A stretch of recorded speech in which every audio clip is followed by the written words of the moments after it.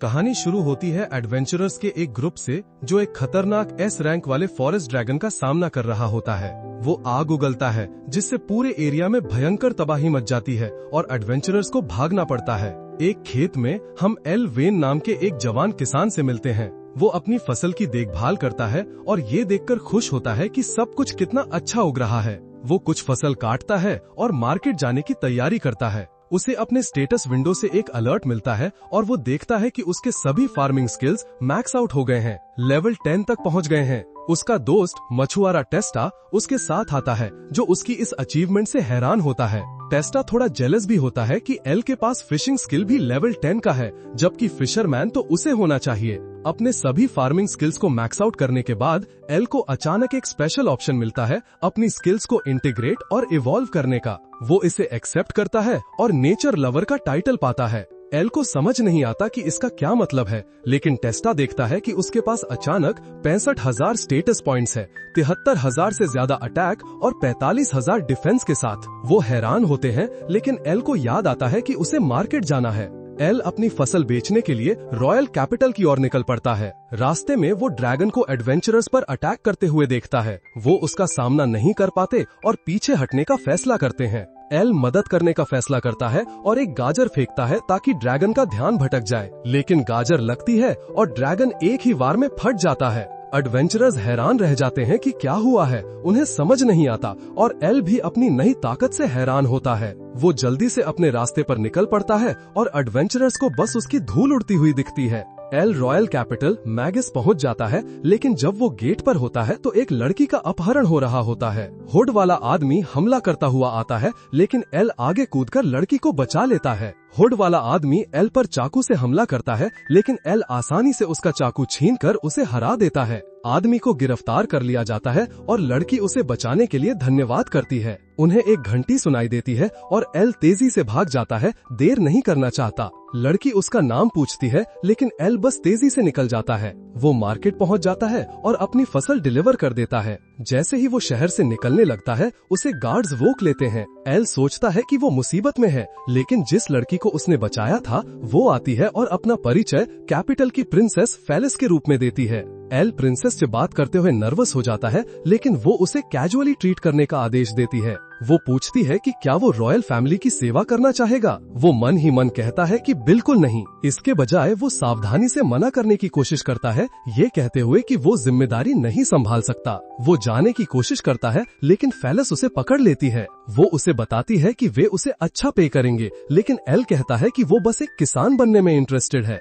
ये सुनकर फेलिस उसे कैपिटल के पास एक बहुत बड़ा खेत देने की पेशकश करती है। वो 33,000 वर्ग मीटर से भी ज्यादा है। एल पूछता है कि वो उसे भर्ती करने के लिए इतना आगे क्यों जा रही है। वो उसे बताती है कि ऐसा इसलिए क्योंकि वो हुड वाले आदमी को इतनी आसानी से हरा पाया जिसकी ताकत 500 से ज्यादा थी। एल पूछता है कि औसत ताकत कितनी होती है और फेलिस बताती है कि एक औसत इंसान की ताकत लगभग 50 होती है, एडवेंचरर्स की लगभग 130 होती है, नाइट्स की 600 तक होती है और लेजेंडरी हीरो की 1000 होती है। फेलिस उसका स्टेटस देखने के लिए कहती है, लेकिन एल जानता है कि वो उसे दिखा नहीं सकता। एडवेंचरर्स लौटते हैं और रिपोर्ट करते हैं कि फॉरेस्ट ड्रैगन हार गया है। हालांकि उन्हें नहीं पता कि किसने किया, बस इतना पता है कि एक कैरेज था। रिपोर्ट सुनकर फेलिस को शक होता है कि वो एल था, लेकिन जब वो डिस्ट्रैक्टेड थे, एल तेजी से भाग निकलता है। इसके बावजूद फेलिस उसे भर्ती करने के लिए दृढ़ रहती है। अचानक एक गार्ड फेलिस को बताता है कि उसे महल वापस बुलाया जा रहा है। एक रिपोर्ट है कि मॉन्स्टर्स का एक बड़ा झुंड कैपिटल की ओर बढ़ रहा है।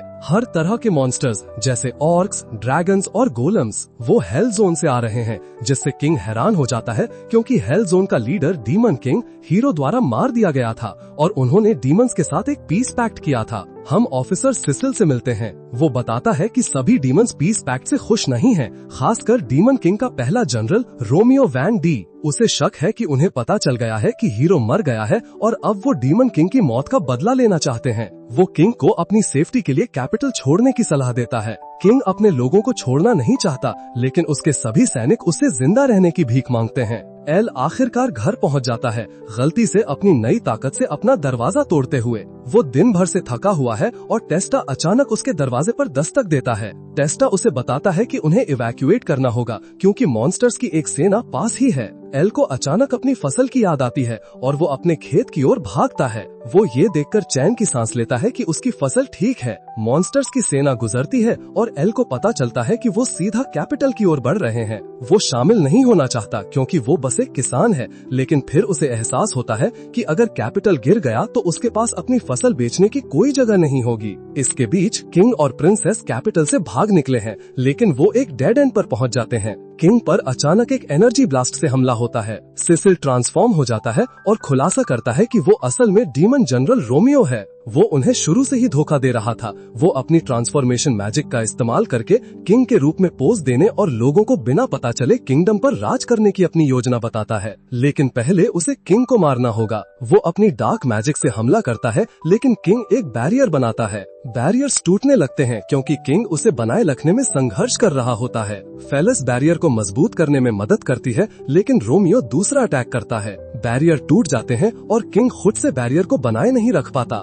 फेलिस अटैक से बचाव नहीं कर पाती और बाकी बैरियर भी नष्ट हो जाते हैं। रोमियो अपनी ओवर डार्कनेस स्किल से उन्हें खत्म करने जाता है, लेकिन एल अचानक आता है और अटैक को रोक देता है। वो अपनी प्लाउइंग स्किल का इस्तेमाल करता है और जमीन को तोड़ देता है, जिससे मॉन्स्टर्स की सेना डिस्टर्ब हो जाती है। रोमियो को जानने की जिज्ञासा होती है कि वो कौन है, लेकिन एल बस कहता है कि वो एक आम किसान है। रोमियो उसके पीछे कूदता है, लेकिन एल उसकी ब्लेड पकड़कर उसे दूर फेंक देता है। रोमियो इम्प्रेस होता है और पूरा जोर लगाने का फैसला करता है। वो पास के मॉन्स्टर से पावर सोखता है और अपने असली रूप में ट्रांसफॉर्म हो जाता है। उसका स्टेटस देखकर फेलिस देखती है कि वो लेवल 78 पर है, 5000 से ज्यादा ताकत के साथ। वो एल को भाग जाने के लिए कहती है। रोमियो अपनी पावर छोड़ता है और एल पर हमला करता है, लेकिन एल अपने पंच से पलटवार और रोमियो हार जाता है। मॉन्स्टर्स हैरान रह जाते हैं। एल एक ही पंच से जीत गया और सभी जल्दी से भाग जाते हैं। वो महल वापस लौटते हैं और किंग उसे रोमियो को हराने और उनकी जान बचाने के लिए धन्यवाद करता है, लेकिन एल बस कहता है कि उसने ऐसा इसलिए किया क्योंकि वो अपनी फसल बचाना चाहता था। किंग उसे देश की सेवा करने के लिए कहता है,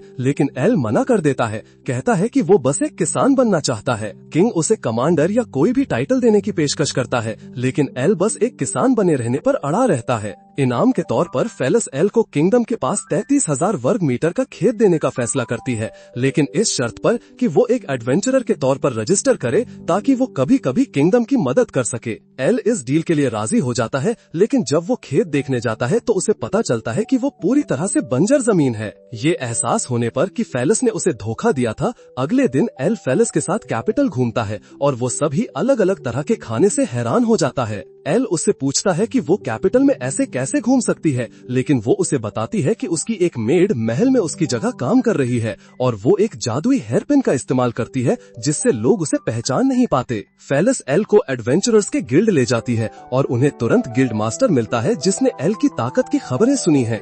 वो एल को रिसेप्शन डेस्क पर ले जाता है जहां वो हेलन नाम की सेक्रेटरी से मिलते हैं। अचानक एल का पेट जोर से गुर्राता है तो वो पहले उसे कुछ खाने को देते हैं। हेलन उसे एक स्वादिष्ट पाई बनाकर देती है और वो इंटरव्यू जारी रखते हैं। वो एल से पूछते हैं कि वो एडवेंचरर क्यों बनना चाहता है, लेकिन एल बताता है कि वो सिर्फ फेलिस के साथ अपनी डील की वजह से रजिस्टर कर रहा है। अचानक पिछले दिन के एडवेंचरर्स आ जाते हैं और उसे एस रैंक ड्रैगन को हराने के लिए धन्यवाद करते हैं। गिल्ड में हर कोई हैरान होता है और एल शर्मिंदा हो जाता है। एडवेंचरर्स अपना परिचय जेक, ल्यूक और लामिया के रूप में देते हैं। वे उसे गुड लक कहते हैं और बताते हैं कि उन्हें साथ में हंटिंग पर जाना चाहिए। अल आह भरता है क्योंकि वो सोचता है कि उसे उसकी खेती से दूर खींच लिया जाएगा। अल हेलन को बताता है कि वो एक क्वेस्ट करने की कोशिश करना चाहता है, लेकिन वो समझाती है कि एडवेंचरर्स को एफ रैंक से लेकर डबल एस रैंक तक रैंक किया जाता है। क्योंकि वो एक नया एडवेंचरर है, इसलिए वो शुरुआत में केवल आसान क्वेस्ट ही ले सकता है। वो ग्रिम फॉरेस्ट से 10 हर्ब्स इकट्ठा करने की क्वेस्ट से शुरुआत करने का सुझाव देती है। हेलेन उसे बताती है कि उसे कुछ इक्विपमेंट ले लेना चाहिए क्योंकि वहाँ मॉन्स्टर्स हो सकते हैं, लेकिन अल कहता है कि वो इतना गरीब है कि कुछ भी खरीद नहीं सकता। ये सुनकर हेलेन उसे अपना पुराना चोगा देती है जो मैजिकल डिफेंसेस से लैस है।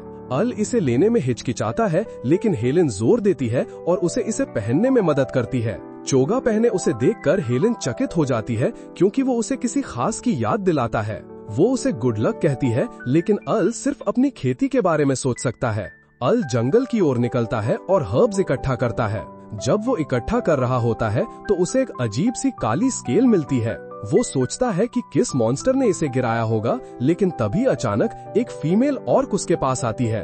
वो उस पर कूद पड़ती है, उसके साथ ब्रीड करना चाहती है, लेकिन जेक आता है और उसे बचाता है और हार जाती है और अल उसे उसकी मदद के लिए शुक्रिया कहता है। वो पूछता है कि क्या वे काली स्केल के बारे में कुछ और जानते हैं। जेक ने एक ब्लैक ड्रैगन की अफवाहें सुनी है, लेकिन वो उन पर विश्वास नहीं करता क्योंकि ब्लैक ड्रैगन्स हाईलैंड्स में रहते हैं, जंगल में नहीं। लामिया सुझाव देती है कि वो इसे अच्छी खासी रकम में बेच सकता है।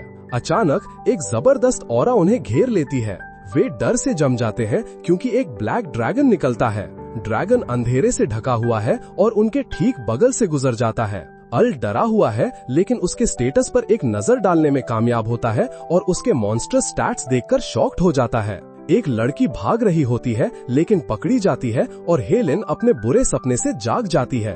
अगले दिन उसकी माँ देखती है कि वो ठीक नहीं लग रही है। हेलेन उसे बताती है कि उसे मेमोरी लॉस हो रहा है और उसे याद नहीं कि उसने पिछले दिन काम के बाद क्या किया था। उसकी माँ सुझाव देती है कि वो बहुत ज्यादा काम कर रही है और उसे कुछ छुट्टी लेनी चाहिए। अल गिल्ड लौटता है और उसके पास एक अर्जेंट रिपोर्ट है। वे गिल्ड मास्टर से मिलते हैं और ब्लैक ड्रैगन से अपनी मुठभेड़ की रिपोर्ट करते हैं। अल के अनुसार उसकी ताकत 2,30,000 से भी ज्यादा है। उसकी शक्ल देखकर उन्हें शक है कि ये बुराई ड्रैगन ओरोबोरोस है। ये सुनकर वे शॉक्ड हो जाते हैं, खासकर हेलेन। अल उन्हें मिली हुई स्केल दिखाता है और हेलेन इसे देखकर डर जाती है। उसे अपने भाई के भागने और ड्रैगन द्वारा मारे जाने की याद आती है। ये उसके लिए बहुत ज्यादा है और वो बेहोश हो जाती है। अल इंतजार करता है, हेलेन को लेकर चिंतित है, लेकिन उसकी माँ उसे बताती है कि वो ठीक हो जाएगी। वो उस चोगे को पहचानती है जो अल ने पहना है और बताती है कि वो असल में हेलेन की फॉस्टर मदर है। 15 साल पहले उसे झील के पास चोगे के साथ हेलेन मिली थी। उसे अपना नाम याद था, लेकिन बाकी सारी यादें वो खो चुकी थी। उसे शक है कि हेलेन का ओरोबोरोस से कोई कनेक्शन हो सकता है। ये सुनकर अल मदद करने के लिए तैयार हो जाता है। वो और जानने के लिए लाइब्रेरी जाता है, लेकिन उसे कोई सुराग नहीं मिलता। वो 15 साल पुरानी रिपोर्ट्स देखने का फैसला करता है जब हेलेन पहली बार मिली थी। हालांकि लाइब्रेरियन उसे बताती है कि वे रिपोर्ट्स रिस्ट्रिक्टेड है और वो उन्हें एक्सेस करने के लिए इतनी ऊंची रैंक का नहीं है। अल मिन्नत करने की कोशिश करता है, लेकिन वो उसे मना कर देती है। फेलस अचानक आती है, जिससे लाइब्रेरियन हैरान हो जाती है। वो राजकुमारी के रूप में अपनी पोजीशन का इस्तेमाल करके अल को रिकॉर्ड्स तक पहुंचने में मदद करती है। उन्हें रिस्ट्रिक्टेड एरिया में ले जाया जाता है और वे उस गांव के डैमेज रिकॉर्ड्स चेक करते हैं जहां हेलेन मिला था। अल को पता चलता है कि 15 साल पहले ओनोरू गांव पूरी तरह तबाह हो गया था और वहां काली स्केल्स भी मिली थीं। हालांकि इस घटना को दबा दिया गया था क्योंकि बुराई ड्रैगन को मरा हुआ माना जाता है, लेकिन अगर वो किसी तरह से फिर से जिंदा हो गया है तो इसका मतलब है कि पूरी दुनिया खतरे में है। अगले दिन वे दोनों ओनोरू गांव जाते हैं उसे चेक करने के लिए। वे उसे पूरी तरह तबाह हालत में पाते हैं। जैसे ही वे खोजते हैं, अल को अचानक एक आवाज सुनाई देती है। वो आवाज का पीछा करता है और वे एक कब्र पर आते हैं और वही चोगा पहने हुए एक लड़का दिखता है। फेलस कंफ्यूज है कि अल किससे बात कर रहा है क्योंकि वो उसे देख या सुन नहीं सकती। अल को पता चलता है कि वो एक भूत है और लड़का अपना परिचय लेई के रूप में देता है। लड़का खुश है कि उसे आखिरकार कोई ऐसा मिला जो उसे देख सकता है और वो देखता है कि अल ने भी वही चोगा पहना है जो उसने पहना है। अल बताता है कि उसे ये हेलेन से मिला है और लेई ये सुनकर खुश है कि वो ठीक है। वो खुलासा करता है कि वो उसका भाई है। वो बताता है कि चोगा उसके पिता का गिफ्ट था और मैजिकली एन्चेंटेड था। अल फेलस को चोगा पहनाता है, जिससे वो घबरा जाती है और अल के इतने करीब होने से शर्मा जाती है। हालांकि इससे उसे लेई दिखने लगता है और वो उसके भूतिया रूप को देखकर डर जाती है। लेई आगे बताता है कि हेलेन गांव में अकेली बची थी और कहता है कि वो खतरे में है। 15 साल पहले का एक फ्लैशबैक आता है। हेलेन लेई को लंच के लिए बुलाती है जब वो तलवार से ट्रेनिंग कर रहा होता है, लेकिन वो ठोकर कर गिर जाता है। हेलेन उसके लिए चिंतित है, लेकिन लेई एक योद्धा बनना चाहता है। अचानक काले बादल छा जाते हैं और आग बरसने लगती है। वे गांव की ओर दौड़ते हैं, बस उसे जलता हुआ और तबाह पाते हैं। ब्लैक ड्रैगन उतरता है और एक भयंकर दहाड़ मारता है। एक छोटा बच्चा उसके सामने खड़ा होता है और उस पर पत्थर फेंकता है। ड्रैगन बोल सकता है और उसे ये देखकर गुस्सा आता है कि लड़का उसके सामने खड़ा हो सकता है। ड्रैगन उनके डर से ताकत लेता है और उम्मीद रखने वाले हर किसी को तबाह कर देता है। वो अपना मुंह खोलता है, डार्क एनर्जी इकट्ठा करता है। जैसे ही लड़का डर जाता है, हेलन और लेई दूर से देखते हैं, लेकिन जानते हैं कि वे कुछ भी करने में असमर्थ हैं। वे तय करते हैं कि उनका एकमात्र ऑप्शन भागना है, इसलिए वे जल्दी से गांव छोड़ देते हैं। लेकिन जैसे ही वे भागते हैं, ड्रैगन उनके ऊपर से उड़ता है और उन्हें ढूंढ लेता है। वे जल्दी से दूसरी दिशा में भागते हैं, लेकिन ड्रैगन आग उगलते हुए उनके पीछे उड़ता है। ड्रैगन को उन्हें डर में भागते देखने मजा आता है। हेलन थक जाती है और गिर पड़ती है। वो लेई को बताती है कि वो उसके बिना चला जाए और ड्रैगन उसके पीछे उतरता है। ड्रैगन उसकी आत्मा को निगलने की तैयारी करता है,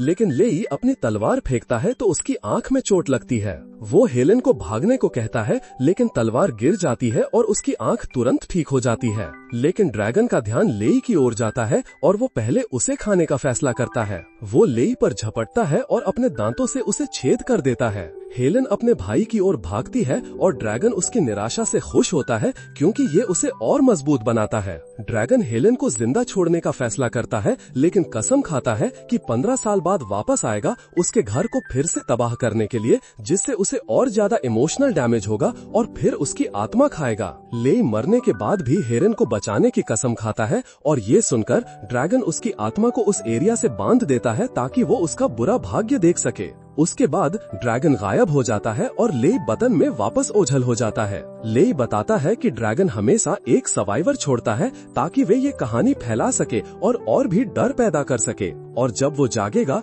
तो वो उस इंसान का शिकार करेगा और इस साइकिल को दोहराएगा। लेई अल से हेलन को बचाने में मदद करने की भीख मांगता है, लेकिन वो कहता है कि ड्रैगन बहुत ज्यादा मजबूत है। लेकिन लेई बताता है कि ड्रैगन ने उसकी आत्मा तभी खाई थी जब वो निराश हो गया था। उसे विश्वास है कि वे निराशा के विपरीत शक्ति का उपयोग करके ड्रैगन की शक्ति को कम कर सकते हैं। लेई अल हेलन को एक मैसेज देने में मदद मांगता है और अल फेलस को लेकर भाग निकलता है। वे जल्दी में है क्योंकि आज ड्रैगन के पिछले हमले के ठीक 15 साल बाद है। फेलस बोरी की तरह उठाए जाने पर शर्मिंदा होती है और अल से उसे अपनी बाहों में उठाने को कहती है, लेकिन वो कहता है कि ये भागने का सबसे तेज तरीका है जो उसने एक किसान के रूप में सीखा था। वे शहर वापस पहुंचते हैं और खुशकिस्मती से ड्रैगन अभी तक नहीं आया है। फेलस अल को इस तरह व्यवहार करने के लिए मॉन्स्टर कहती है, लेकिन उसकी जबरदस्त स्टैमिना से हैरान भी होती है। दोनों अपने अपने रास्ते जाते हैं क्योंकि अल हेलन को ढूंढने जाता है और फेलस गार्ड्स को तैयार करती है। गिल्ड में वापस हेलन की माँ उसे देखने जाती है, लेकिन पाती है कि वो अपने कमरे से गायब है। हेलन जंगल में अकेली चलती है और जल्द ही ब्लैक ड्रैगन उसके सामने आ जाता है। वो उसे 15 साल बाद ग्रीट करता है और हेलन की खोई हुई यादें वापस आने लगती हैं। उसे याद आता है कि ये उसकी गलती थी कि उसका भाई मर गया था। ड्रैगन उसे याद दिलाता है कि अगर वो न होती तो उसका भाई कैसे बच जाता। वो कहता है कि उसकी वजह से शहर के सभी लोग जल्द ही मर जाएंगे। हेलन विनती करती है कि वो शहर पर हमला ना करे, यहाँ तक कि अपनी जान भी देने को तैयार हो जाती है, लेकिन ड्रैगन का किसी को भी जिंदा छोड़ने का कोई इरादा नहीं होता। हेलन निराश हो जाती है और अपनी जान लेने की तैयारी करती है, लेकिन एल सही समय पर उसके पास पहुंच जाता है और उसे रोक लेता है। हेलन को होश आता है, लेकिन ड्रैगन एल पर हमला करता है, उसे दूर फेंक देता है। एल अपने चोगे की सुरक्षा की वजह से जिंदा बच जाता है। ड्रैगन को हैरानी होती है कि एक इंसान उसके हमले से कैसे बच गया, लेकिन एल कहता है कि वो सिर्फ एक इंसान नहीं, वो एक किसान है। हेलन उसे भाग जाने को कहती है, लेकिन एल ड्रैगन पर हमला करता है और उसके मुंह पर मुक्का मारता है। एल हेलन को चिंता न करने को कहता है और ड्रैगन हैरान है कि एक इंसान उसे चोट पहुंचा पाया। ड्रैगन एल को निराशा में डूबा हुआ देखना चाहता है और वे दोनों लड़ने लगते हैं। ड्रैगन उस पर हमला करता है, अपने पंजे से वार करता है और एल खुद का बचाव करने के लिए संघर्ष करता है। एल एक और मुक्का मारता है, लेकिन ड्रैगन अपनी विनाशकारी आग उस पर छोड़ देता है। एल दूर फेंका जाता है और हेलन उसे छोड़कर जाने को कहती है, क्योंकि वो नहीं चाहती कि उसकी वजह से और लोग मरें। लेकिन एल उसे बताता है कि यह उसकी गलती नहीं है। वो उसे बताता है कि वो उसके भाई से कैसे मिला था। उसके भाई को पता था कि जब उसे अपनी याददाश्त वापस मिलेगी तो वो खुद को दोष देगी, इसलिए उसने एल से कहा था कि वो उसे बताए कि वो उसकी मौत के लिए उसे दोषी नहीं मानता। उसे गर्व है कि उसने अपनी बहन की रक्षा की और उसे उन दोनों के लिए खुशी से जीने को कहता है। एल उसे उम्मीद देता है और ड्रैगन की शक्ति कम होने लगती है। ड्रैगन एल को गाली देता है और उन पर हमला करता है, लेकिन एल कमजोर हुए ड्रैगन पर काबू पाने में कामयाब होता है, उसे एक मुक्के से हरा देता है। एल आखिरकार आराम कर पाता है, लेकिन जैसे ही उसने ड्रैगन को हराया, उसे अचानक हेलन ने चाकू मार दिया। एल उलझन में है और एक पोषण पकड़ने की कोशिश करता है, लेकिन संघर्ष करता है और उसे गिरा देता है। हेलेन फिर से उस पर हमला करती है और एल मुश्किल से बच पाता है। एल उससे पूछने की कोशिश करता है कि क्या हो रहा है, लेकिन हेलेन उसे खत्म करने के लिए हमला करती है, लेकिन अचानक एक पंख रास्ते में आ जाता है। पवित्र ड्रैगन मिराज प्रकट होता है और बताता है कि हेलेन पर दुष्ट ड्रैगन का साया है। पवित्र ड्रैगन एल को ठीक करता है और उसे अपनी शक्तियाँ देता है, लेकिन अंततः इसके परिणाम स्वरूप गिर जाता है। वो एल को बताता है कि उसने उसे ब्लैक ड्रैगन को शुद्ध करने और हेलेन को बचाने की शक्ति दी है। दुष्ट ड्रैगन हंसता है, सोचता है कि एल हेलेन के शरीर को चोट पहुंचाने का रिस्क नहीं उठाएगा, लेकिन एल तुरंत उसे मुक्का मारता है। ड्रैगन हैरान है और एल हेलेन की आंखों में देख सकता है कि वो चाहती है कि वो उसे रोके। हेलेन वापस अपनी सामान्य स्थिति में आती दिखती है, लेकिन जैसे ही एल उसे उठाता है वो उसे पकड़ लेती है और दुष्ट ड्रैगन की आत्मा बाहर निकलकर एल में समा जाती है, उसे वश में करने की कोशिश करती है। वो अपनी जीत का ऐलान करता है, लेकिन एक समस्या है, एल के दिल में सिर्फ खेती है। वो हैरान है कि फसलें उगाने और काटने के अलावा और कुछ भी नहीं है। ऐसा कुछ भी नहीं है जिसे वो भ्रष्ट कर सके और उसे एल के शरीर से बाहर निकाल दिया जाता है। पवित्र ड्रैगन वापस खड़ा होता है और एल को शुद्ध करने के लिए अपनी शक्ति का उपयोग करता है। दुष्ट ड्रैगन की आत्मा बिखर जाती है और पवित्र ड्रैगन एल को उसकी मदद के लिए धन्यवाद देता है। प्रकाश की किरण फीकी पड़ जाती है और एल और हेलेन बेहोश पड़े रहते हैं। जब एल जागता है तो वो खुद को गिल्ड में पाता है। थाल्स उसे गले लगाती है, खुश है कि वो ठीक है।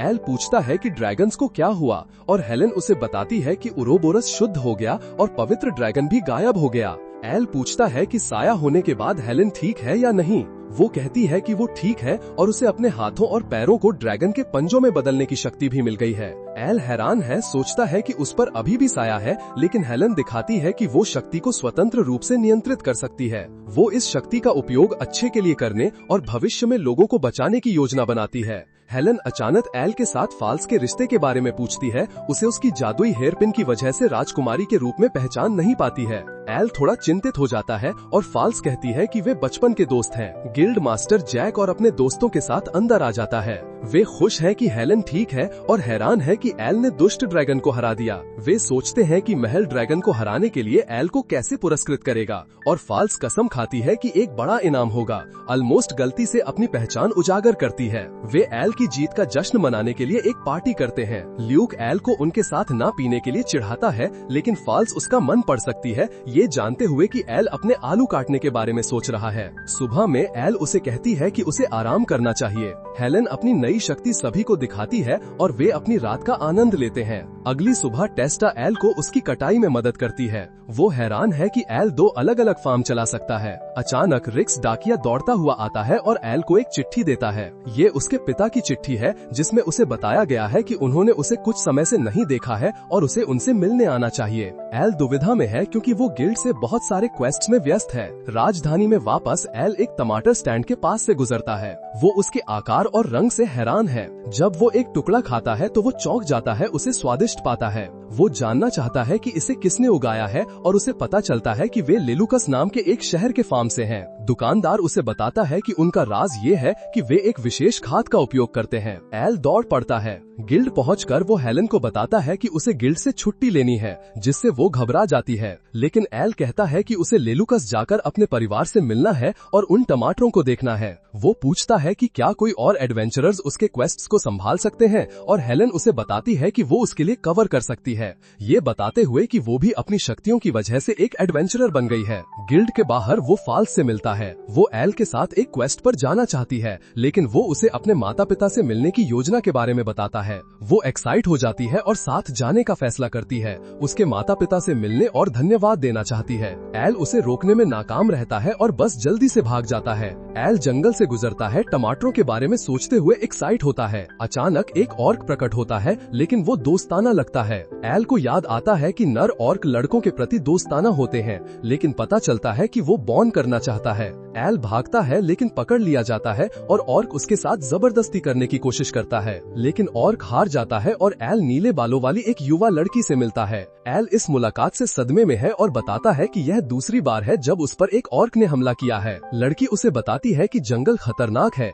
लेकिन एल उसे बताता है कि वो भी एक एडवेंचरर है। लड़की अपना नाम रूरी बताती है और उन्हें पता चलता है कि वे दोनों लेलुकस जा रहे हैं। वे एक साथ यात्रा करने का फैसला करते हैं, लेकिन एल को चिंता है कि क्या उसके साथ एक रात रहना ठीक है। रूरी मजाक में कहती है कि अगर वो कुछ भी करने की कोशिश करेगा तो वो उसका सर काट देगी, लेकिन कहती है कि उसे चिंता नहीं है क्योंकि वो क्यूट नहीं है। लेकिन एल कहता है कि वो क्यूट है और वो खुश हो जाती है। वे अपने रास्ते पर जाते रहते हैं और अचानक उन्हें खतरा महसूस होता है, लेकिन ये वास्तव में सिर्फ रिक्स है जो एल को एक और चिट्ठी देता है। ये उसकी माँ की एक चिट्ठी है और एल रूरी को बताता है कि उसे वाकई उनकी बहुत सारी चिट्ठियाँ मिल रही हैं, तो इसीलिए वो अपने माता पिता से मिलने वहाँ जा रहा है। लेकिन असल में वो इस खास खाद को खोजने जा रहा है। वो फिर टमाटरों के बारे में बातें करने लगता है और रूरी को सिर दर्द हो जाता है। एल रूरी से उसके परिवार के बारे में पूछता है, ये सोचकर क्या वे अकेले एडवेंचरर होने के बारे में चिंतित थे, लेकिन रूरी कहती है कि कोई उसकी चिंता नहीं करेगा। रूरी बात बदल देती है और फैसला करती है कि उन्हें कैंप लगाना चाहिए। वो अपने बैग से एक टेंट निकालती है और एल हैरान है कि वो इतने छोटे बैग में इतना कुछ कैसे भर सकती है। एल बैग के बारे में और जानना चाहता है और रूरी उसे बताती है कि यह उसके पूर्वज द्वारा छोड़ी गई एक पैतृक चीज है। एल सोचता है कि उसका पूर्वज कौन है, लेकिन अचानक उसका पेट गुड़गुड़ाने लगता है और वे कुछ खाना बनाने के लिए रुक जाते हैं। एल रूरी के खाने से हैरान है और उसके उपयोग के लिए उसकी तारीफ करता है। फिर वो उससे पूछता है कि वो लेलुकास क्यों जा रही है। वो बताती है कि वो ट्रेनिंग के लिए जा रही है। उसने राक्षसों के प्रकट होने की अफवाहें सुनी है, इसलिए वो जांचने जा रही है। एल सोचता है कि वो इतना खतरनाक काम क्यों कर रही है और वो बताती है कि वो वास्तव में उस महान हीरो की वंशज है जिसने दैत्य राजा को मारा था। एल ये जानकर हैरान है, लेकिन फिर भी उसकी चिंता करता है क्योंकि वो एक लड़की है जो ये सब अकेले कर रही है। रूबी जम सी जाती है और ये देखकर हैरान हो जाती है कि कोई उसकी फिक्र कर रहा है और उसकी फिक्र करने के लिए उसे धन्यवाद करती है। वे थोड़ा आराम करने का फैसला करते हैं और एल बाहर जमीन पर सोने का फैसला करता है।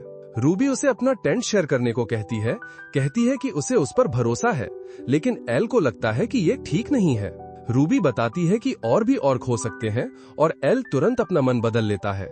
एल ये देखकर हैरान रह जाता है कि रूबी के पास 2 बेडशीट हैं।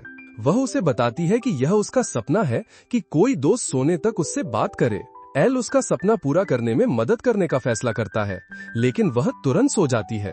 अपनी नींद में रूबी एल पर हमला कर देती है और उसकी रात परेशानी भरी रहती है। सुबह वे लेलुगास पहुंचते हैं और रूबी सोचती है कि एल घायल कैसे हुआ। एल बात टाल देता है और वे शहर में प्रवेश करते हैं।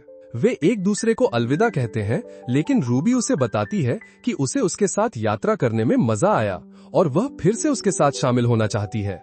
एल उसे अपनी एस्कॉर्ट बनने को कहता है जब वह राजधानी वापस जाएगा और वह खुशी खुशी मान जाती है। वह उसे एक नक्शा देती है और उसे कहती है कि जब वह वापस जाने को तैयार हो तो उसे ढूंढे।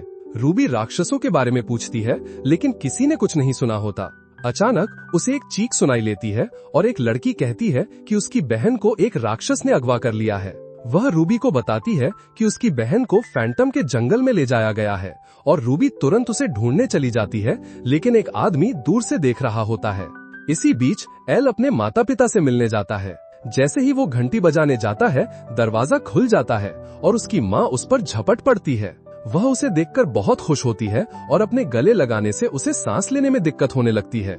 एल को सांस लेने में मुश्किल होती है, लेकिन उसकी माँ उसे छोड़ती नहीं है। उसके पिता आते हैं और उसे मुक्का मार देते हैं, ये सोचकर कि वह अपनी पत्नी के साथ कुछ कर रहा है, लेकिन फिर उन्हें एहसास होता है कि ये तो उनका बेटा है। उसकी पत्नी गुस्सा हो जाती है, उसे खींचकर वापस घर में ले जाती है और उसे सजा देती है। वे रात का खाना खाते हैं और एल को उसकी माँ स्वादिष्ट खाना खिलाती है, जबकि उसके पिता को सजा मिलती रहती है। एल खाने की तुलना रूबी के खाने से करता है और उसकी माँ अचानक ये जानने में दिलचस्पी लेती है कि क्या वो उसकी गर्लफ्रेंड है। उसके पिता उसे कहते हैं कि उसे शादी कर लेनी चाहिए और बच्चे करने चाहिए, लेकिन उसकी पत्नी उसकी कमर तोड़ देती है, ये कहते हुए कि एल अभी इसके लिए बहुत छोटा है। एल बताता है कि रूबी वह थी जिससे वह अभी मिला था और उसकी माँ जल्दबाजी में नतीजा निकालने के लिए माफी मांगती है। बाद में एल के पिता उससे उसके काम के बारे में पूछते हैं और एल उन्हें बताता है कि वह खाद के लिए आया है। उसके पिता उसे नक्शे पर बताते हैं कि वह उसे कहाँ ढूंढ सकता है, लेकिन फिर एल से मार्क की हुई जगह के बारे में पूछते हैं। एल उन्हें बताता है कि वह होटल है जहाँ रूबी ठहरी है, लेकिन उसके पिता को याद नहीं आता कि उस जगह पर कोई होटल है। फिर एल अपने पिता से राक्षसों के बारे में पूछता है, लेकिन उन्होंने उसके बारे में कुछ नहीं सुना होता है। उसके पिता उसे कहते हैं कि सोने का समय हो गया है और एल जल्दी से अपने पिता का बिस्तर ले लेता है, कहते हुए कि वह अपने कमरे में वापस नहीं जा सकता क्योंकि उसकी माँ वहाँ इंतजार कर रही है। अगले दिन एल खाद उठाता है और रूबी से मिलने जाने का फैसला करता है, लेकिन एल को अचानक चीखने की आवाज सुनाई देती है और वह भीड़ में भागता है। आदमी कहता है कि उस पर एक राक्षस ने हमला किया था, लेकिन वह कहता है कि वह नीले बालों वाली एक लड़की की वजह से बच गया। एल जगह पूछता है और तुरंत रूबी को ढूंढने के लिए भाग जाता है। आदमी वापस खड़ा हो जाता है और अपनी उंगली चटकाते ही भीड़ और होटल एक भ्रम निकलते हैं। एल रूबी को ढूंढते हुए जंगल में दौड़ता है, लेकिन उसे वह लड़की मिलती है जिससे रूबी राक्षस द्वारा हमला किए जाने से पहले मिली थी।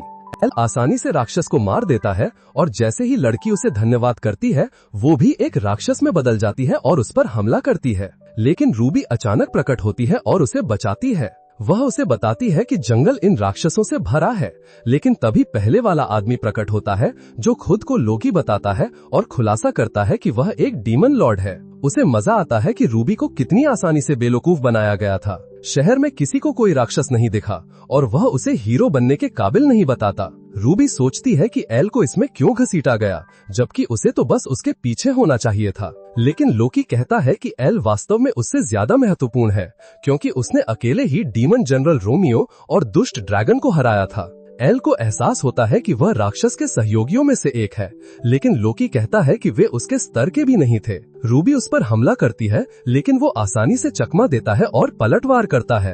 एल रूबी की ओर दौड़ता है और उस पर अपनी हीलिंग मैजिक का इस्तेमाल करता है। लोकी इस काबिलियत से हैरान होता है और एल से पहले न डील करने का पछतावा करता है। रूबी एल से माफी मांगती है और कहती है कि वह उसका मुकाबला नहीं कर सकती, लेकिन एल उसे कहता है चिंता न करे, क्योंकि वह एक किसान है। वह लोकी पर हमला करता है, लेकिन उसे फेंक दिया जाता है। एल अपना हमला जारी रखता है, लेकिन उसे जमीन पर पटक दिया जाता है। वहाँ एक बड़ा गड्ढा बन जाता है और एल मुश्किल से खुद को संभाल पाता है, लेकिन वो वापस उछलता है और लोकी पर मुक्का मारने में कामयाब रहता है। लोकी अपने खुद के मुक्के से पलटवार करता है जो डार्क एनर्जी से भरा होता है और एल को दूर फेंक देता है। जैसे ही एल गिरता है, उसका पैकेट खुल जाता है। लोकी के घाव ठीक होने लगते हैं और वो देख पाता है कि दूसरे राक्षस एल का मुकाबला क्यों नहीं कर पाए। एल खुद पर भी हीलिंग कास्ट करता है और वापस खड़ा हो जाता है। लोकी चीजों को खत्म करने के लिए तैयार है, लेकिन एल पूछता है कि वह उसे क्यों निशाना बना रहा है। लोकी बताता है कि वह हर उस व्यक्ति के पीछे पड़ा है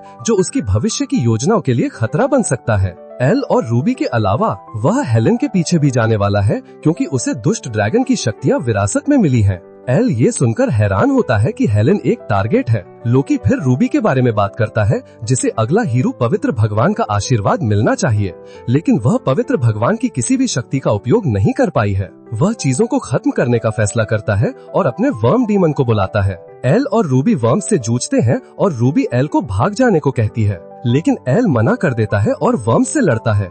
कहता है कि वह सबसे अच्छा किसान बनना चाहता है और अगर वह उसे ऐसे ही छोड़ देता तो खुद को कभी माफ नहीं कर पाता। वे वर्म्स को खत्म कर देते हैं, लेकिन लोकी एक और हमला करता है। एल रूबी को जादू से बचाता है और जब धुआं छटता है तो एक बड़ा धमाका होता है। वे बच जाते हैं, लेकिन बुरी तरह घायल दिखते हैं और वर्म्स बाहर आते हैं जैसे ही रूबी को दूर फेंक दिया जाता है और एल को जमीन पर गिरा दिया जाता है। लोकी उसे बताता है कि एक बार वर्म्स काट लें तो वे कभी नहीं छोड़ते। फिर वह रूबी की ओर मुड़ता है उसे खत्म करने के लिए, और वह अपने माता पिता के बारे में सोचती है जो उसे प्रोत्साहित करते थे, भले ही दूसरे कहते थे कि वह हीरो नहीं बन सकती। वह हीरो बनने में नाकाम रहने के लिए माफी मांगती है जैसे ही लोकी उसे खत्म करने के लिए हमला करता है, लेकिन अचानक वर्म्स सफेद हो जाते हैं और टूटकर बिखर जाते हैं। जैसे ही एल आजाद होता है, वह बताता है कि ये उसकी खाद की शक्ति की वजह से है, जिसमें एक कीटनाशक प्रभाव है। इससे वर्म्स फिर से पैदा नहीं हो पाते हैं। हैरान होने के बावजूद लोकी चिंतित नहीं है, क्योंकि एल पहले से ही बहुत घायल है, लेकिन एल फिर भी उस पर हमला करता है और वो रूबी और हेलेन की रक्षा करने की कसम खाता है। रूबी हैरान होती है कि एल इतनी शिद्दत से क्यों लड़ रहा है। वह अपने अतीत के बारे में सोचती है, जब हर कोई उसे बताता था कि वह हीरो बनने के लिए बहुत कमजोर थी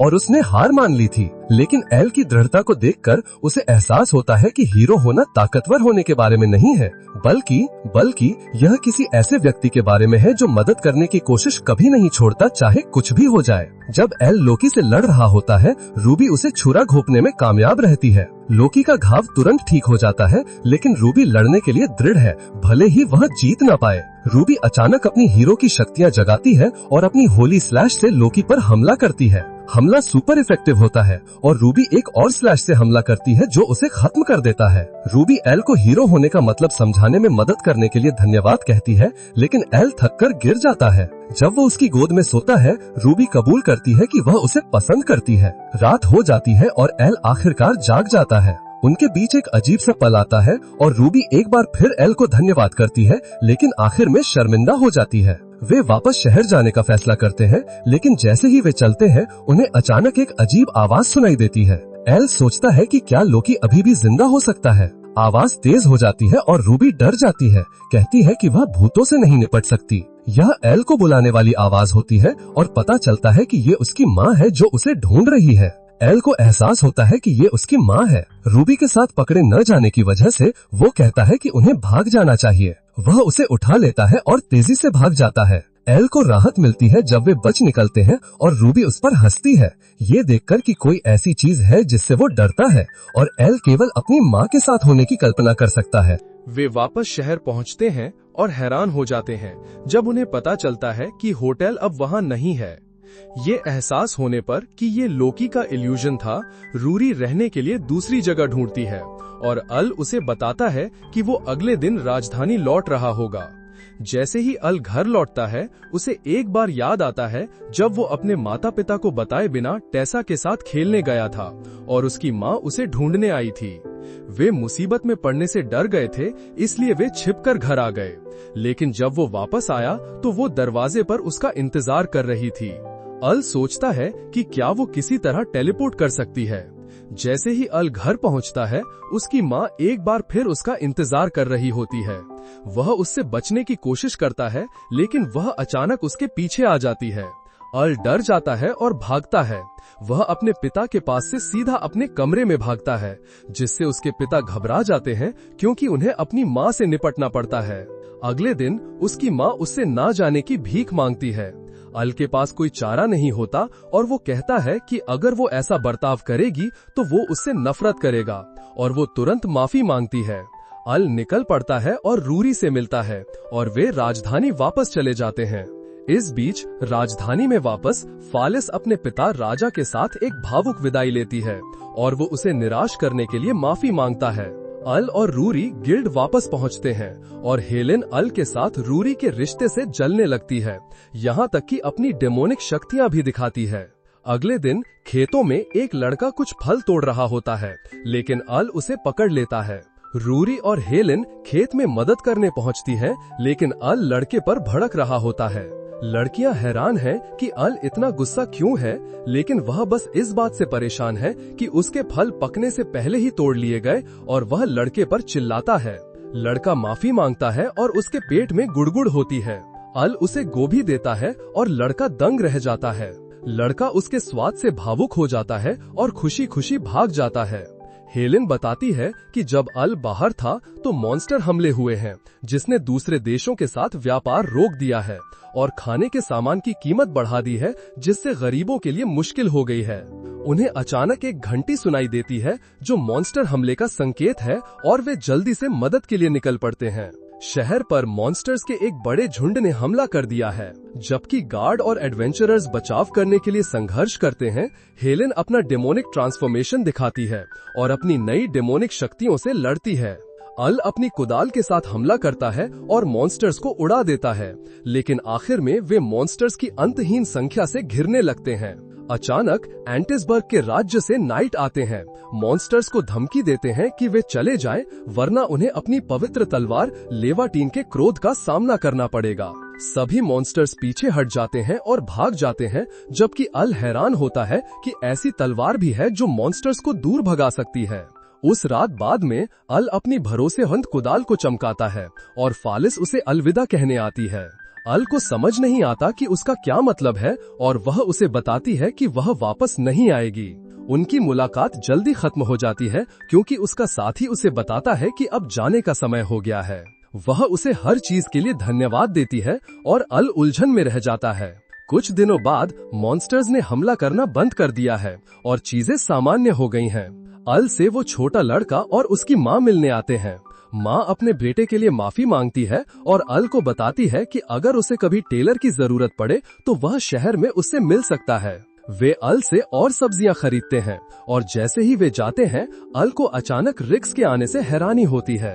अल को अपनी माँ से एक और पत्र मिलता है और रिक्स उसे अखबार की एक कॉपी भी देता है जिसे पढ़कर वह हैरान रह जाता है। गिल्ड में हेलेन और रूरी भी अखबार देख रही होती हैं। उन्हें पता चलता है कि फालिस एंटिसबर्ग के राजकुमार से शादी कर रही है।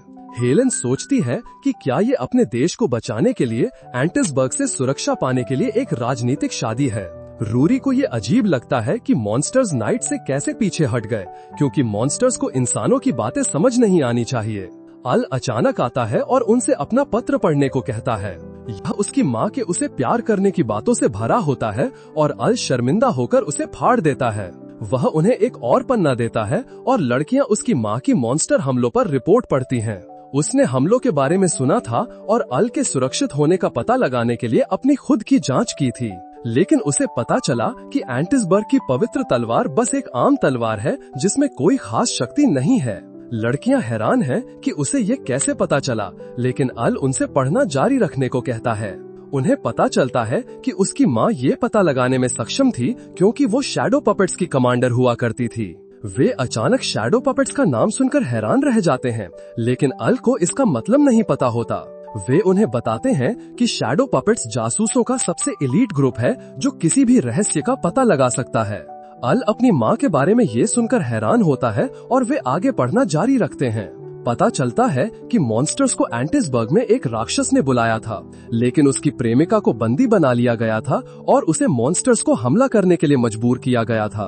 वे इस निष्कर्ष पर पहुंचते हैं कि एंटिसबर्ग में मॉन्स्टर्स को हमला करने के लिए भेजा ताकि वे खुद को रक्षक के रूप में पेश कर सके और राजकुमारी फालिस की शादी की मांग कर सकें।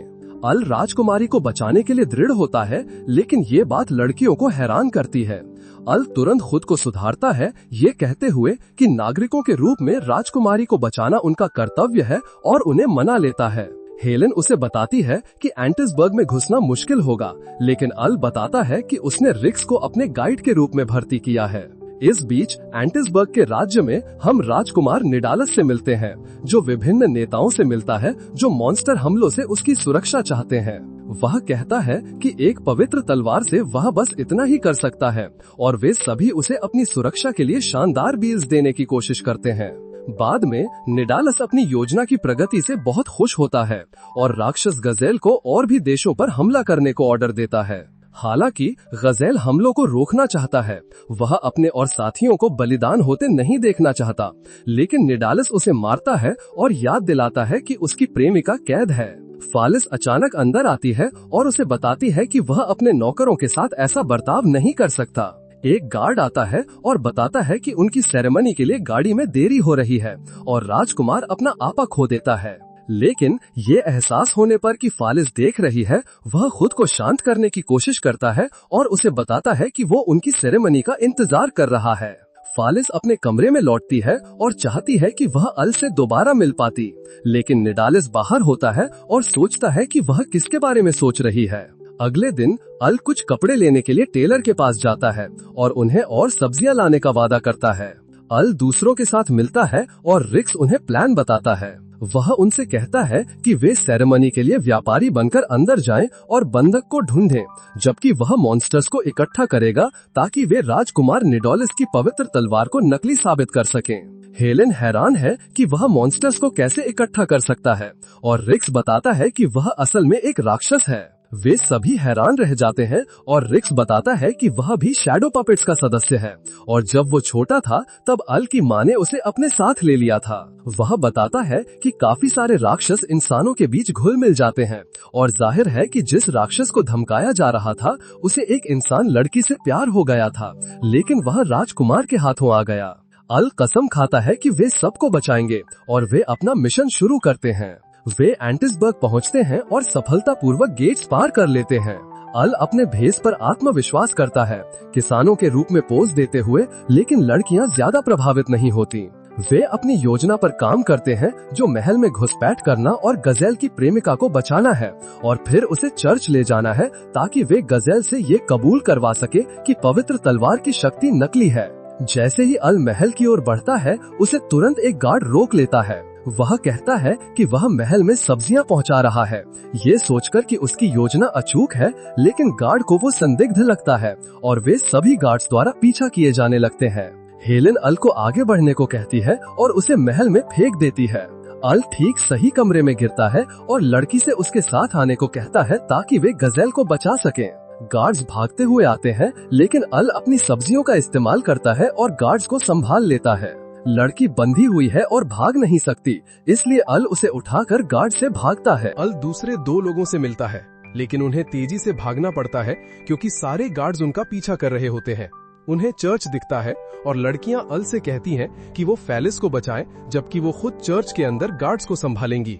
सेरेमनी चल रही होती है और फेलिस कहती है आई डू, और जैसे ही वो किस करने जाते हैं, नेडल्स को अचानक दरवाजे से टक्कर लगती है। जैसे ही अल अंदर आता है, फेलिस उसे देखकर बहुत खुश होती है, लेकिन नेडल्स कहता है कि अल यहाँ राजकुमारी को पकड़ने आया एक विलन है। अल फिर सबको बताता है कि प्रिंस ही विलन है और उसकी होली तलवार नकली है। नेडल्स पूछता है कि क्या उसके पास कोई प्रूफ है, और यहाँ तक कि किंग भी अल से कहता है कि उसने तलवार की पावर देखी है, लेकिन अल कहता है कि उसके पास प्रूफ है और एक गार्ड अचानक खबर देता है कि किंगडम पर मॉन्स्टर्स का अटैक हो गया है। हम रिक्स को देखते हैं जैसे ही वो मॉन्स्टर्स को अटैक करने के लिए बुलाता है। गेस्ट्स नेडोल से तलवार इस्तेमाल करने को कहते हैं, लेकिन जैसे ही वो गजल को बुलाता है, वो उसे अपने लव्ड वन से फिर से मिलता हुआ देखता है। रिक्स प्रिंस को होली तलवार देता है, लेकिन वो उसे पकड़ने में हिचकिचाता है। अल कहता है कि ये नकली है और उसे एक मॉन्स्टर पर फेंकता है, जो उसे एक ही बाइट में खत्म कर देता है। गजल फिर सबको सच बताता है। वो एक डायमंड फ्लूट से मॉन्स्टर्स को कंट्रोल करता है और कहता है कि प्रिंस ने उसे ब्लैकमेल किया था ताकि वो दूसरे देशों पर अटैक करने के लिए मॉन्स्टर्स भेजे। किंग नेडोल से सच पूछता है, लेकिन वो बस हंसता है और कहता है कि उन्हें बहुत देर हो चुकी है और उसने पहले ही मॉन्स्टर्स का एक बहुत बड़ा झुंड कैपिटल पर अटैक करने के लिए भेज दिया है। गजल हैरान होता है क्योंकि उसने कभी ऐसा कोई कमांड नहीं दिया था, लेकिन नेडल्स कहता है कि तुम सिर्फ मॉन्स्टर के डेड बॉडीज फैलाकर मॉन्स्टर्स को अट्रैक्ट कर सकते हो। नेडल्स इतराता है और कहता है कि अब बहुत देर हो चुकी है, लेकिन रूरी और एलन अंदर आते हैं और कहते हैं कि मॉन्स्टर्स के साथ उनकी पिछली लड़ाई के बाद कैपिटल इतनी आसानी से नहीं गिरेगी। गार्ड्स और एडवेंचरर्स ने रूरी से उन्हें फिर से ट्रेन करने को कहा था। हम उन्हें देखते हैं जैसे ही वो मॉन्स्टर्स के खिलाफ डटे रहते हैं। किंग कृतज्ञता से रोता है और अल फेलिस से कहता है कि उसे शादी करने की जरूरत नहीं है। गार्ड्स अंदर भागते हुए आते हैं और नेडल्स उन्हें घुसपैठियों को पकड़ने का ऑर्डर देता है, लेकिन वे सब अपने हथियार फेंक देते हैं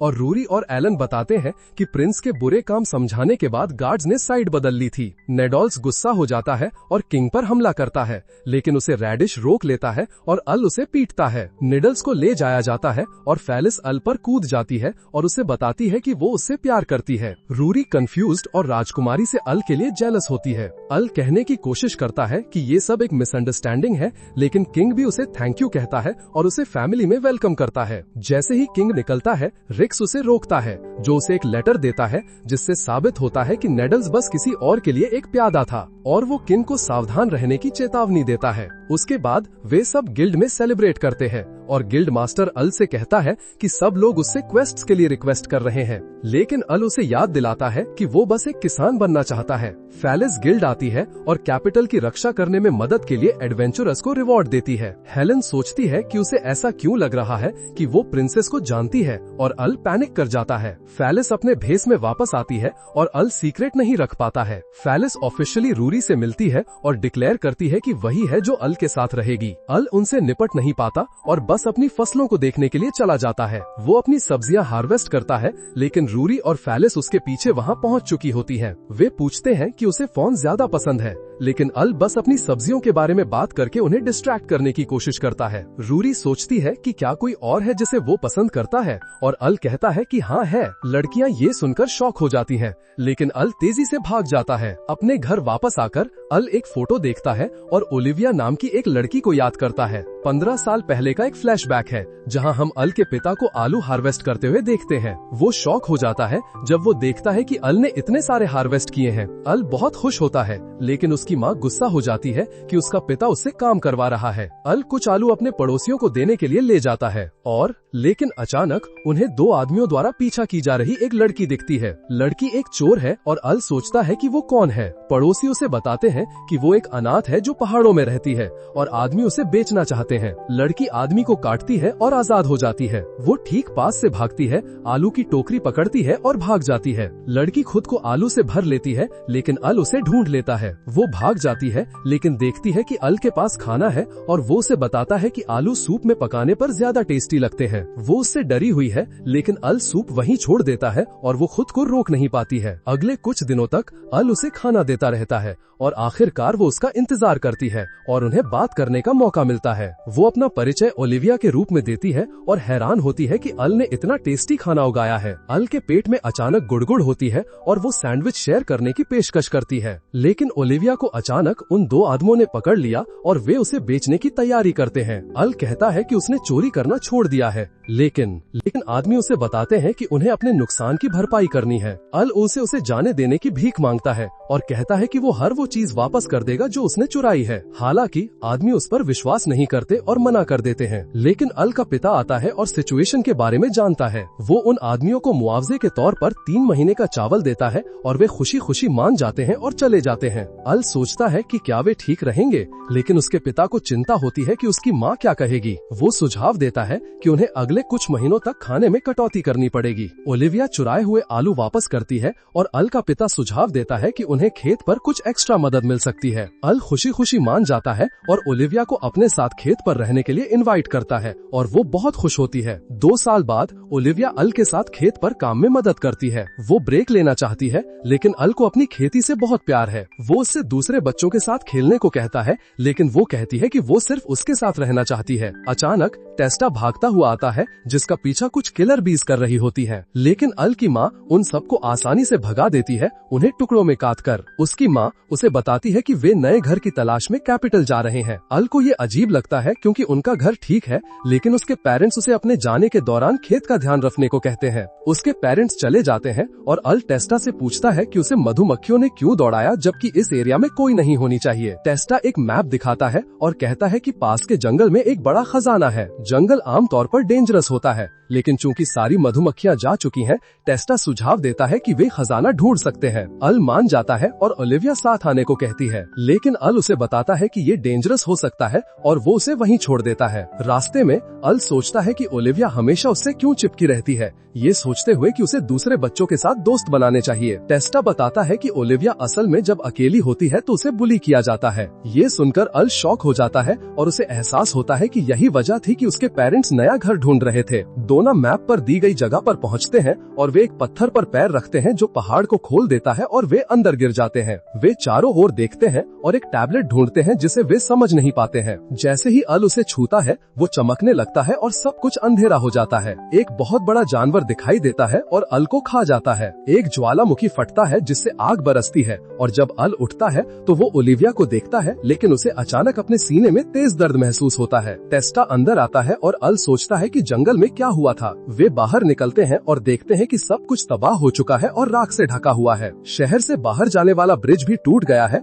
इसलिए उनके पास कैपिटल से मदद पाने का कोई रास्ता नहीं है। खाना राशन किया जा रहा है, लेकिन सबको पूरा नहीं पड़ रहा है। अल खेत में खाना ढूंढता है, लेकिन सब कुछ तबाह हो चुका है। अल को अचानक फिर से दर्द महसूस होता है और वो जमीन पर गिर जाता है, लेकिन उसे अभी भी खाना ढूंढने की चिंता है ओलिविया के लिए। उसी रात बाद में ओलिविया खाना चुराने के लिए एल्डर के टेंट में घुस जाती है, लेकिन उसे अल याद आता है जो उसे दूसरा मौका देने की भीख मांग रहा था और उसे बता रहा था कि उसे लोगों को अपनी सब्जियां खाते हुए देखना बहुत पसंद है, इसलिए वो खुद को रोक पाती है। अगले दिन ओलिविया उनके खाने को मिलाती है और वो सब अल को दे देती है। अल पूछता है कि सामान्य से ज्यादा खाना क्यों है और वो उससे झूठ बोलती है। उसे बताती है कि एट कैपिटल से आया है। अल खुश है और ओलिविया कहती है कि वो उस खाने का इंतजार नहीं कर सकती जो वो अगले कुछ दिनों में उगाएगा। ओलिविया अल को अपना खाना देती रहती है और आखिर में वो उसी के बारे में सोचते सोचते बेहोश हो जाती है। अल सोचता है कि ओलिविया कहाँ चली गई है और टेस्टा भागता हुआ आता है और अल को बताता है कि उन्हें ओलिविया का शरीर मिला है। टेस्टा उसे बताता है कि वो भूखी मर गई है, लेकिन अल परेशान है। वो सोच रहा है कि उन्हें कैपिटल से खाना मिला था। टेस्टा उसे बताता है कि उन्हें कैपिटल से अभी तक कोई खबर भी नहीं मिली है और अल समझ जाता है कि ओलिविया ने उसके लिए क्या किया। अल उसके लिए रोता है और खुद को उसकी मौत का दोषी मानता है। अल को उसके लिए सब्जियां उगाने का अपना वादा याद आता है और वो काम पर वापस लग जाता है। एक दिन एक ड्रैगन को एक ही बार में मारने के बाद अल को जमीन पर एक बेहोश लड़की पड़ी हुई मिलती है और वो उसे अपने घर ले जाता है। जब अल जागता है तो वो देखता है कि लड़की उठ चुकी है और वो पूछती है कि वो यहाँ कैसे आई और सोचती है कि क्या उसने उसे किडनैप किया है। अल समझाने की कोशिश करता है कि वो सस नहीं है और जब उसे वो मिली तो वो बस परेशान था। लड़की बताती है कि वो गिल्ड जा रही थी एक क्वेस्ट देने के लिए और अल उसे ले जाने की पेशकश करता है। अल अपना परिचय देता है और लड़की अपना नाम लीनिया बताती है। बाद में रूरी मिलने आती है लेकिन लीनिया को देखकर घबरा जाती है, उसे अल के कपड़े पहने हुए देखकर। रूरी गलत समझ जाती है और उसे जर्क बोलते हुए रोते हुए भाग जाती है। वो लोग गिल्ड पहुंचते हैं जहां हेलेन लीनिया की रिक्वेस्ट सुनती है। वो कहती है कि उसके शहर में कुछ अजीब हो रहा है लेकिन उसे समझाना मुश्किल लगता है। हेलेन को लगता है कि रिक्वेस्ट बहुत गोलमोल है लेकिन अल आखिर में उस क्वेस्ट को स्वीकार कर लेता है। जब लीनिया बताती है कि वो गैलिया शहर से है तो अल हैरान हो जाता है। वो बहुत खुश हो जाता है क्योंकि गैलिया दुनिया के सबसे अच्छे एस्पेरागस के लिए जाना जाता है और वो वहां जाने का इंतजार नहीं कर सकता। वो लोग जाने की तैयारी करते हैं लेकिन लीनिया समझ नहीं पाती कि अल उसके साथ इतना अच्छा क्यों बन रहा है। उसे लगता है कि उसका कोई मतलब होगा क्योंकि उसके पिता ने उसे सिखाया था कि आदमी भेड़िए जैसे होते हैं। अल उसे भरोसा दिलाने की कोशिश करता है और हालांकि उसे अभी भी वो थोड़ा सस लगता है, वो उस पर भरोसा करने का फैसला करती है। इस बीच रूरी देख रही होती है और जल जाती है। उन्हें गैलिया जाने के लिए सवारी मिलती है लेकिन रास्ते में एक ऑर्क उनका पीछा करता है। अल घबरा जाता है लेकिन ड्राइवर ज्यादा चिंतित नहीं होता है। लेकिन जब वो पीछे देखता है तो एक पूरी भीड़ उनका पीछा कर रही होती है और अल को अपने पिछले टकरावों से भावनात्मक नुकसान हुआ होता है। जब अल जागता है तो वो देखता है कि उसने एक पेंडेंट पहना हुआ है। लीनिया उसे बताती है कि ये एक ऐसा पेंडेंट है जो घबराहट को शांत करने में मदद करता है। वे शहर पहुंच जाते हैं और जब वे वहां से गुजरते हैं तो अल को अजीब लगता है कि बाजार में गार्ड्स पोछे पकड़े हुए हैं। अल एक स्टॉल देखता है और जल्दी से एक एस्पेरागस कीवर ऑर्डर करता है। जब वो पक रहा होता है अल पूछने की कोशिश करता है कि क्या उस आदमी ने कुछ अजीब होते हुए देखा है। आदमी कहता है सब ठीक है और अल को उसका खाना देता है लेकिन वो पूरी तरह जला हुआ होता है। अल हैरान है लेकिन फिर उसे एहसास होता है कि वो आदमी अजीब बिहेव कर रहा है। एक ठेला अचानक पलट जाता है और जब अल आदमी को चेक करता है तो वो भी अजीब बिहेव कर रहा होता है। अल को अचानक उठा लिया जाता है और दूर ले जाया जाता है। बाद में अल लीनिया के घर जाता है। उसका परिवार एक पेंडेंट की दुकान चलाता है और उसे लगता है कि पेंडेंट्स की वजह से ही वो बाकी शहर वालों की तरह अजीब बिहेव नहीं कर रही है। अल पूछता है कि उसके माता पिता कहाँ हैं, लेकिन वो उसे बताती है कि जब ये गड़बड़ शुरू हुई थी तब वे गायब हो गए थे। शहर के लोग सब पागलों की तरह बिहेव कर रहे हैं और ठीक से बात नहीं कर पा रहे हैं। शहर का लॉर्ड आता है और अल को उस आदमी से मिलकर गर्व महसूस होता है जिसने एस्पेरागस क्रांति शुरू की थी। उसने भी एक पेंडेंट पहना हुआ है और अल उससे शहर के बारे में पूछता है। लॉर्ड उसे बताता है कि ये एक लंबी कहानी है और उसे डिनर के लिए बुलाता है, लेकिन अल को फिर से उठा लिया जाता है और ले जाया जाता है। बाद में वे लॉर्ड के घर जाते हैं और डिनर के लिए उसके साथ होते हैं। अल शहर के बारे में पूछता है लेकिन लॉर्ड अचानक अपने गार्ड्स को अल को घेरने को कहता है। एक पल में अल सारे गार्ड्स को हरा देता है। वो लॉर्ड की तरफ बढ़ता है लेकिन लीनिया रास्ते में आ जाती है। लॉर्ड खुलासा करता है कि लीनिया उसके लिए काम कर रही है और हम देखते हैं कि वो एक डीमन के कब्जे में है। डीमन खुलासा करता है कि उसने अपनी शक्ति एक क्रिस्टल में डाली और उसे शहर की देवी की मूर्ति में डाल दिया ताकि वो सबको कंट्रोल कर सके।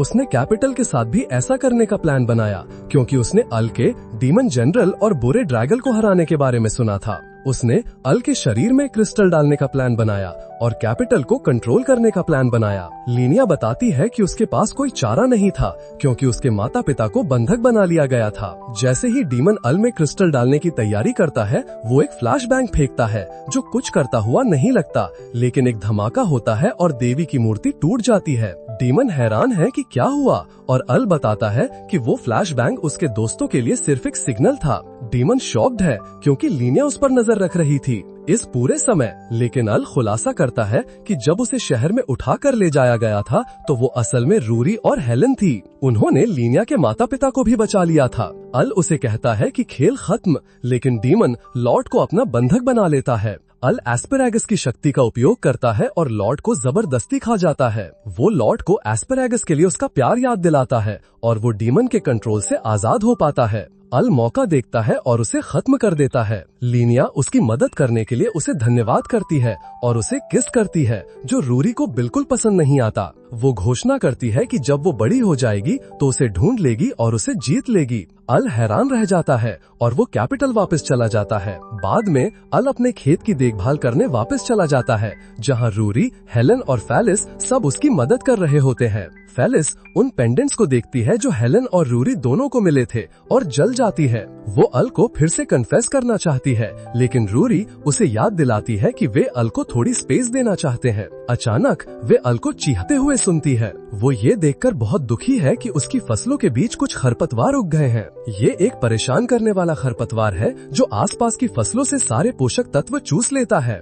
वो ये देखकर गुस्से में है कि उसकी देखभाल में इतना सब उग गया है। हेलन अम्यूज्ड है कि खरपतवार उन डीमन से ज्यादा बड़ा खतरा है जिनका सामना उसने किया है। वे अपनी सब्जियां बेचने शहर जाते हैं। वे काफी पॉपुलर हैं और राजा भी भेस बदल कर आता है। राजा सोचता है कि अल कब फेलिस को अपनी पत्नी बनाएगा, लेकिन अल इस टॉपिक को टाल देता है। राजा उसे बताता है कि वो उसे और भी खेती की जमीन और नए डेवलप खेती के औजार देगा। अल औजारों की कल्पना करता है और मोहित होने से खुद को रोक नहीं पाता। रूरी उसे रोकने की कोशिश करती है और फेलिस उस पर एक आलू फेंकती है, लेकिन वो अल को बेहोश कर देता है। अल को एक फरिश्ते जैसा आकार उससे बात करने की कोशिश करता हुआ दिखाई देता है, लेकिन वो जल्दी ही जाग जाता है। वे सारी सब्जियां बेचते हैं और अल को एक बुरी नजर आती है जब वो खरपतवार को बर्बाद करने के बारे में सोचता है। वो रिक्स से मिलता है और उसे वो हर्बिसाइड दिखाता है जिससे वो खरपतवार को बर्बाद करने वाला है। वे अचानक कुछ आदमियों को एक लड़की को पकड़कर बेचते हुए देखते हैं। अल उनके पास जाता है और आसानी से 2 आदमियों को बेहोश कर देता है। तीसरा आदमी भाग जाता है और वो लड़की एक डीमन निकलती है। लड़की डरी हुई है, लेकिन रिक्स उसे यूरिया के रूप में पहचानता है और उसे दिखाता है कि वो भी एक डीमन है। रिक्स खुलासा करता है कि यूरिया डीमन लॉर्ड की बेटी है। यूरिया उनसे डीमन को बचाने के लिए मदद मांगती है और बताती है कि उसके सहायक वल्फी ने अचानक उसे बताया कि वो सुरक्षित नहीं थी। उसने फिर एक पोर्टल खोला और उसे दूर भेज दिया। वो वापस जाकर डीमन को बचाना चाहती है, लेकिन रिक्स कहता है कि डीमन का इलाका समुद्र के दूसरी तरफ है और नाव से कम 3 दिन लगेंगे। अल काम अपने हाथ में लेता है और अपना पेस्टिसाइड रिक्स को देता है ताकि वो उसकी फसलों की देखभाल कर सके।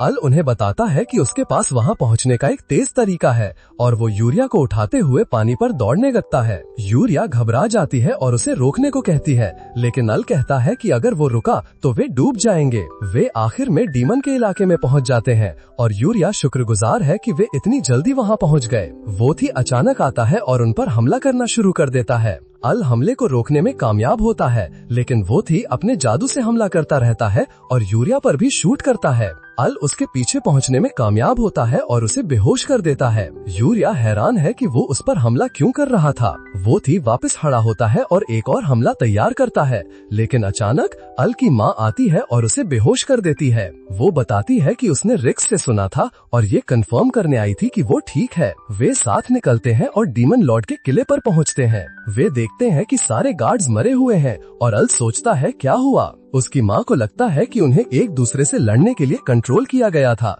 ठीक वैसे ही जैसे वल्फी कंट्रोल में लग रहा था। यूरिया दौड़ती हुई सिंहासन कक्ष में आती है और अपने पिता को जमीन पर पड़ा हुआ पाती है। एल को एक गार्ड मिलता है जो अभी भी जिंदा है और वो बताता है कि वहाँ एक लड़की थी। वो अचानक यूरिया को चेतावनी देता है क्योंकि एल की माँ उस पर हमला करने की कोशिश करती है, लेकिन एल उसे रोक देता है। एल समझ जाता है कि वो उसकी माँ नहीं है, क्योंकि उसकी असली माँ उसे देखते ही इतनी कसकर गले लगाती कि उसकी हड्डियां टूट जाती। वो हैरान रह जाती है कि एल उसकी परफेक्ट भेस को कैसे पहचान पाया। वो अपने असली रूप में आती है और पता चलता है कि वो असल में ओलिविया है। एल चौंक जाता है कि वो अभी भी जिंदा कैसे है। उसे याद आता है कि उसने उसकी मौत कैसे देखी थी और ओलिविया बताती है कि वो बुरे भगवान की शक्ति की वजह से जिंदा है। वो यूरिया पर हमला करके अपनी शक्ति दिखाती है, लेकिन एल कूदता है और उसे बचाने में कामयाब होता है। एक जबरदस्त वार और धमाका होता है और जब धूल हटती है तो पूरा पहाड़ उड़ चुका होता है। ओलिविया हैरान है कि एल उसके हमले से बच गया और कहती है कि ये इसलिए हुआ होगा क्योंकि उसके शरीर में भी बुरे भगवान की शक्ति है। एल को समझ नहीं आता कि वो क्या कहना चाहती है और ओलिविया बताती है कि उसका नेचर लवर स्किल, जिसने उसके सभी स्टैट्स बढ़ाए थे, वो असल में बुरे भगवान का स्किल है। एल को विश्वास नहीं होता क्योंकि वो कभी बुरे भगवान से नहीं मिला, लेकिन ओलिविया उसे बताती है कि वो मिला है। वो वादा करती है कि अगर एल उसके साथ आता है तो वो सब कुछ बताएगी। वो उसे बताती है कि वो फिर से साथ रह सकते हैं और वो अपनी मोहक आंखों से उसे मना लेती है, लेकिन यूरिया उसे आवाज देती है और वो होश में आ जाता है। ओलिविया उसके रास्ते में आने से परेशान हो जाती है और यूरिया का गला पकड़ लेती है। एल उसकी मदद करने की कोशिश करता है, लेकिन ओलिविया उसे रोक देती है। वो उसे बताती है कि अगर वो बुरे भगवान की शक्ति स्वीकार कर लेता है तो वो यूरिया को जिंदा छोड़ सकती है। यूरिया एल को भागने के लिए कहती है और ओलिविया उससे तंग आकर उसे खत्म करने का फैसला करती है। एल आजाद हो जाता है और इससे पहले कि ओलिविया हमला कर पाती, एल का पेंडेंट अचानक एक्टिवेट हो जाता है और जब एल अपनी आंखें खोलता है तो वो देखता है कि समय रुक गया है। एल समझ नहीं पाता कि क्या हो रहा है, लेकिन स्वर्गदूत जैसी आकृति एक बार फिर उसके सामने प्रकट होती है। वो खुद को अच्छाई की देवी बताती है। वो बताती है कि उसके पेंडेंट के वजह से वो यहाँ आ पाई। उसने अपनी शक्ति से समय रोक दिया है, लेकिन उनके पास ज्यादा वक्त नहीं है। वो उसे बताती है कि वो उसके अंदर बुरे भगवान की शक्ति को खत्म कर सकती है और उसे अपनी शक्ति दे सकती है, जिससे वो ये कर पाएगा। वो उसका हाथ पकड़ती है और उसे अपनी शक्ति प्रदान करती है। वो समय को पीछे करती है और इससे पहले कि ओलिविया यूरिया पर हमला कर पाती, एल अपनी नई शक्ति एक्टिवेट कर देता है। ओलिविया की चिंता होती है, लेकिन इससे बस कुछ छोटे छोटे अंकुर निकल आते हैं। सब कंफ्यूज्ड है और ओलिविया को लगता है कि ये एक बेकार स्किल है, लेकिन ये तेजी से बढ़ता है और ओलिविया उसकी बेलों में फंस जाती है। वो खुद को आजाद कर लेती है और एक तलवार बुलाती है। वो एल की तरफ बढ़ती है, लेकिन वो फिर से अपनी शक्ति का इस्तेमाल करता है और खुद को बचाने के लिए बेलों की दीवार बना लेता है। बेलें उसे फिर से पकड़ लेती हैं और उन्हें काटने के बावजूद वो फिर से उगाती हैं और उन्हें बांध लेती हैं। वाल्ती दौड़ता हुआ आता है और अपनी जादू से हमला करता है। वो यूरिया की जांच करता है और वो खुश है कि वो सामान्य हो गया है। ओलिविया हमले से बेदाग दिखती है और अपने जादू से पलटवार करती है।